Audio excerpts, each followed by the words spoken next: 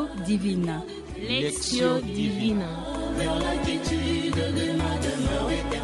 Lectio Divina, une émission pour méditer, prier et vivre la parole de Dieu au quotidien. Lectio Divina. Lectio Divina. Le se flétrira, la fleur se fanera, mais la parole de Dieu jamais ne passera.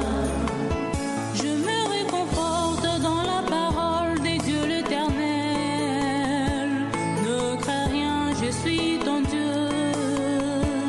À ton secours je viens, je te soutiens de ma droite triomphante. La parole de Dieu est une lampe à mes pieds. Je marcherai joyeux sur la route sans broncher. La lumière de Christ me guidera vers la quiétude de ma demeure éternelle. Que ce soit la nuit ou les jours, quel que soit les intempéries, ma route est libre et sans danger je marcherai. Tout sur la terre passera, l'heure se flétrira. Bonjour chers auditeurs, chères auditrices, bonjour, bonsoir. Notre rendez-vous de Lectio Divina, les moments favorables pour prier avec la Bible, prier avec la parole de Dieu. Voilà, apprêtez vos Bibles, apprêtez un cadre favorable pour qu'ensemble nous puissions méditer la parole de Dieu, mais aussi prier avec cette parole.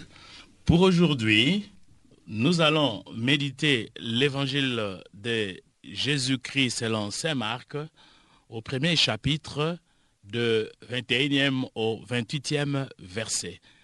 Mais avant de commencer, nous allons d'abord prier. Commençons au nom du Père et du Fils et du Saint-Esprit. Amen.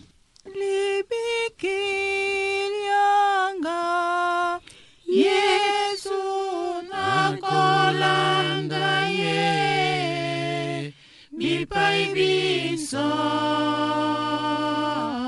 Yesu azali libiki Libikilianga Yesu nakolanda ye bipai biso.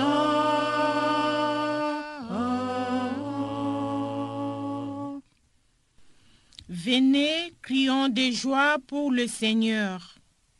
Acclamons notre rocher, notre salut. Allons jusqu'à lui en rendant grâce. Par nos hymnes de fête, acclamons-le. Libikilianga Yesu nakolanda ye bipai biso.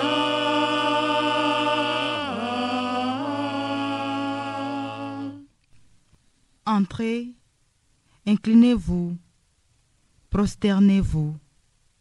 Adorons le Seigneur qui nous a fait. Oui, il est notre Dieu, nous sommes le peuple qu'il conduit. Libikilianga Yesu nakolanda ye bipai biso.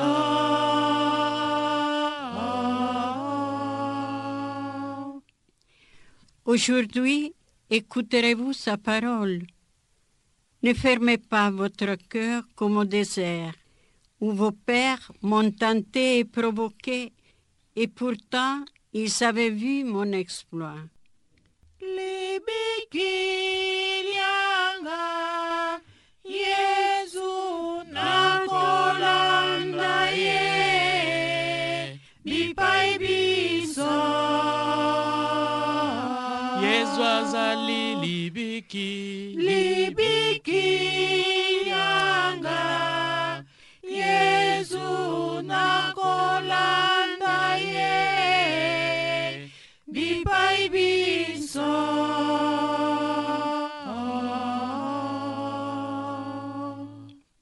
Chers auditeurs, chères auditrices, avec cette prière, nous commençons notre méditation. Comme j'avais dit au début, nous allons méditer l'évangile de Jésus-Christ selon saint Marc au premier chapitre de 21e au 28e verset. Écoutons la parole de Dieu. Jésus, accompagné de ses disciples, arrive à Capharnaüm. Aussitôt, le jour du sabbat, il se rendit à la synagogue, et là, il enseignait. On était frappé par son enseignement, car il enseignait un homme qui a autorité, et non pas comme les scribes. Or, il y avait dans leur synagogue un homme, tourmenté par un esprit mauvais, qui se mit à crier. « Que nous veux-tu, Jésus de Nazareth? Es-tu venu pour nous perdre? Je sais fort bien qui tu es, le Saint de Dieu. » Jésus l'interpella vivement. « Silence! Sors de cet homme !» L'esprit mauvais le secoua avec une violence et sortit de lui en poussant un grand cri. Saisis de frayeur, tous s'interrogeaient. Qu'est-ce que cela veut dire? Voilà un enseignement nouveau, proclamé avec autorité. Il commande même aux esprits mauvais et ils lui obéissent. Dès lors, sa renommée s'est répandue dans toute la région de la Galilée. Acclamons la parole du Seigneur. Louange à toi, Seigneur Jésus. Après cette lecture, prenons quelques minutes de silence. Ces minutes de silence, c'est pour à la fois revoir le texte, mais surtout méditer cette parole afin de trouver le mot, la phrase, le verset qui vous a interpellé, qui vous a touché.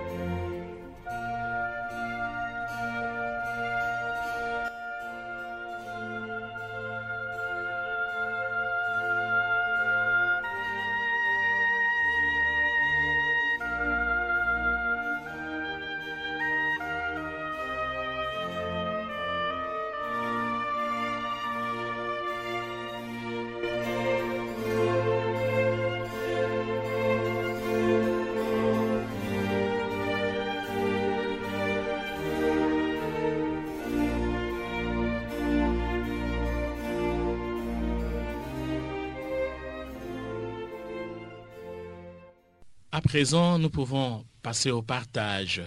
Le partage qui nous enrichit les uns les autres par rapport au texte, par rapport au verset, par rapport à la phrase qui nous a touchés.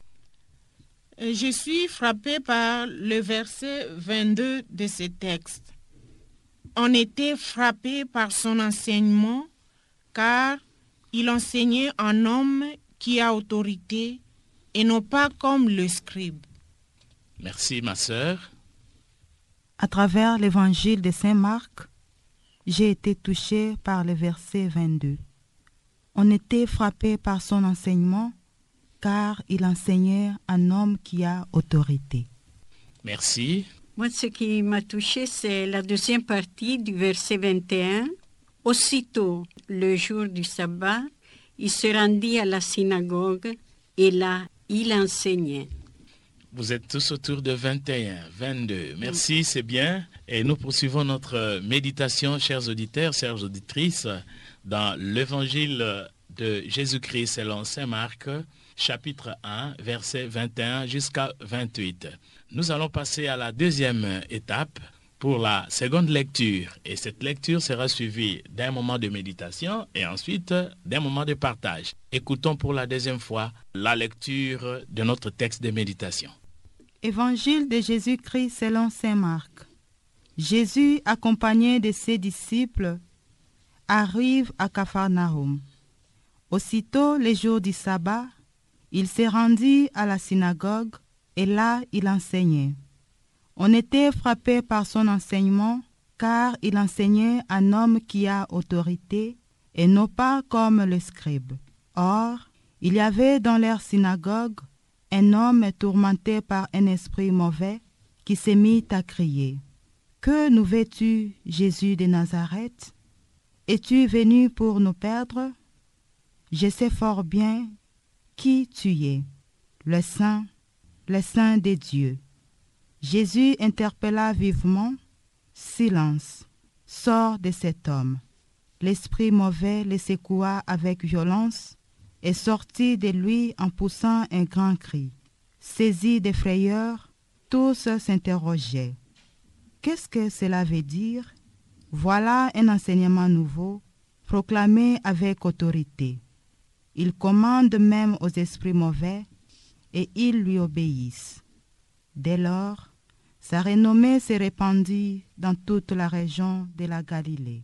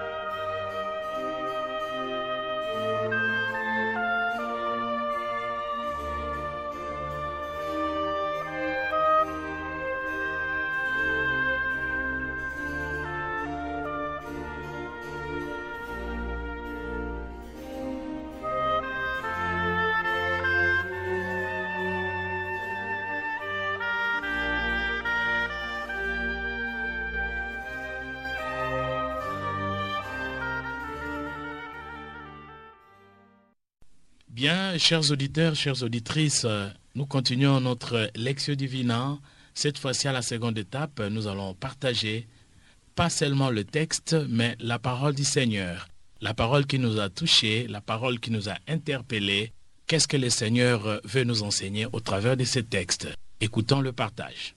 On était frappé par son enseignement, car il enseignait un homme qui a autorité et non pas comme les scribes.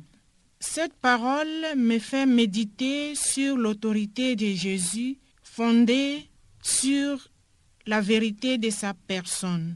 Jésus est le Verbe de Dieu et en lui il n'y a pas de dichotomie, mais l'harmonie parfaite entre sa parole, sa pensée, ses sentiments, son vouloir, ses actions et son comportement.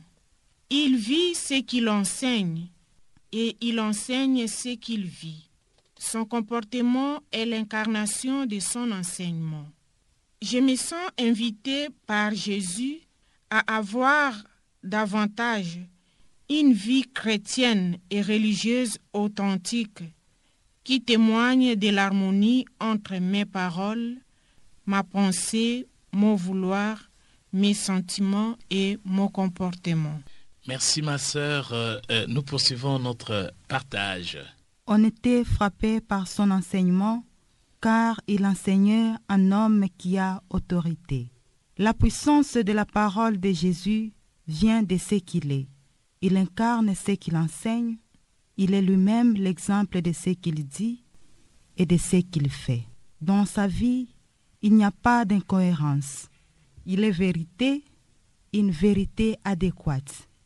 Étant à la suite du Christ, ici et maintenant, cela exige à moi une cohérence dans ce que j'annonce comme bonne nouvelle et dans ce que je fais. Car être à la suite du Christ, c'est être un bon témoin de l'amour, de la vérité et du pardon. Merci ma sœur. La cohérence de Jésus nous interpelle. Nous poursuivons notre partage. Oui, ce qui m'a touché, c'était la deuxième partie du verset 21. Aussitôt, le jour du sabbat, il se rendit à la synagogue et là, il enseignait. Je regarde Jésus dans la synagogue de Capharnaüm. Il enseigne. Il est à l'aise. Je perçois en lui un jeune rabbi. Je sens que Jésus a besoin d'enseigner, de partager la richesse humaine et divine qu'il possède, ce qu'il a vécu avec le Père, ce qu'il peut faire passer à nous, le presse. Sa parole est simple, mais très profonde et convaincante. En effet, il dira, la vie éternelle est qu'il te connaisse par sa parole, qu'il te connaisse, toi, Père, et celui que tu as envoyé, Jésus-Christ. Saint Jean. En effet, c'est le chemin de la vie éternelle qu'il nous enseigne. Et il laissera aussi cette charge à ses apôtres et à tous ceux qui le suivront. Il m'a appelé moi aussi à continuer son œuvre d'enseignement. Son œuvre à lui, c'est pas à moi. Son enseignement qui veut faire passer aux autres, aussi par ma vie, par mes paroles, par l'apostolat, par la mission de la communication. Jacques Alberion, notre fondateur, disait « Le soleil peut être splendide, mais si la vitre est ternie, sale, la lumière ne passe pas. » Pour dire que le soleil est Jésus, sa lumière doit passer par moi. Mais si en moi, mon cœur, mon esprit est un peu terni, sa lumière ne passe pas. Alors je regarde en moi-même. Je vois aussi ma superficialité vis-à-vis de l'écoute de la parole, de la pratique, de l'apostolat. Parfois, je préfère l'action à la réflexion. Je délaisse ma formation continue qui est centrée sur la parole, sur la foi, sur l'enseignement de l'Église. Parfois, je traîne mes engagements apostoliques propres à ma vocation, d'animer la parole, d'enseigner à travers les moyens de communication sociale. Parfois, je compte sur mes forces au lieu de compter tout à fait sur Jésus, sur l'Esprit Saint. Voilà quelques défis que cette parole me lance aujourd'hui.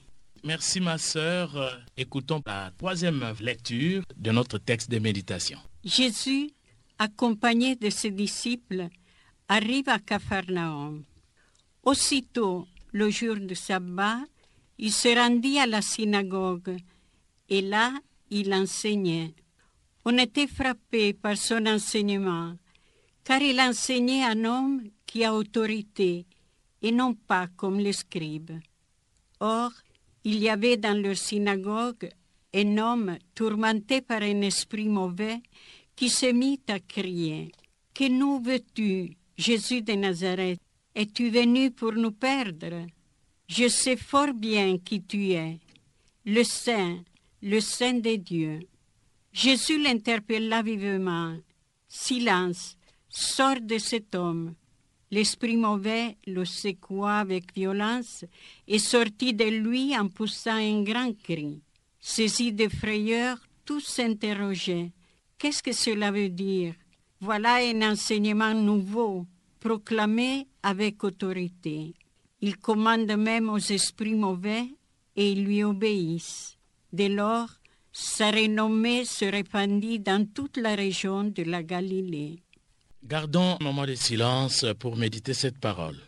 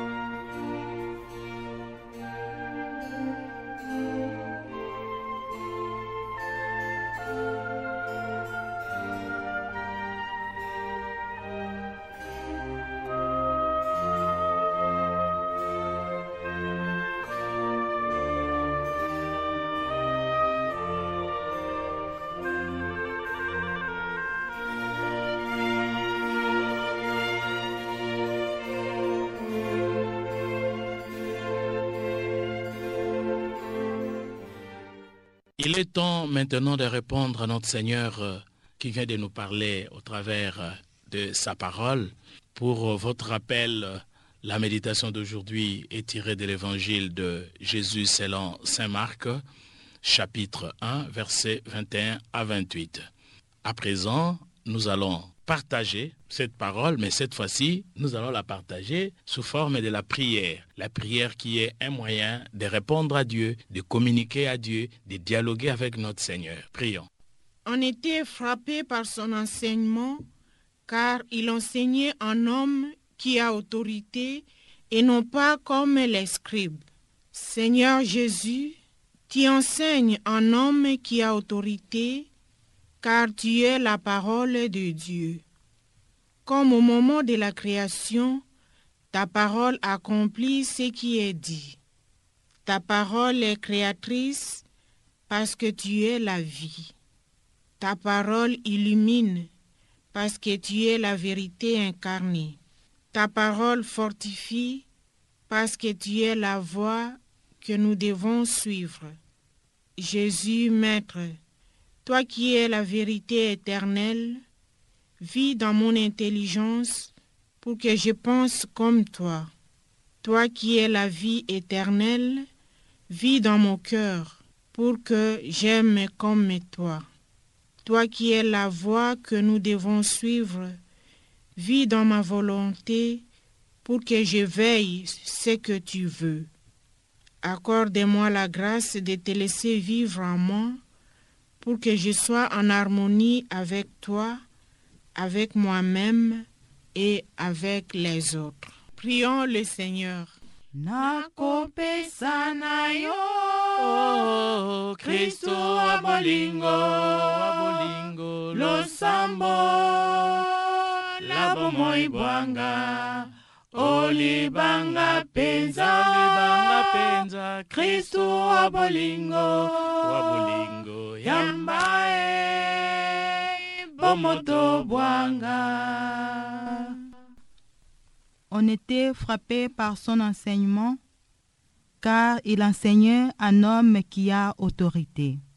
Seigneur Jésus, aujourd'hui, à travers ta parole, tu m'invites à être une femme qui enseigne ta bonne nouvelle avec autorité et droiture.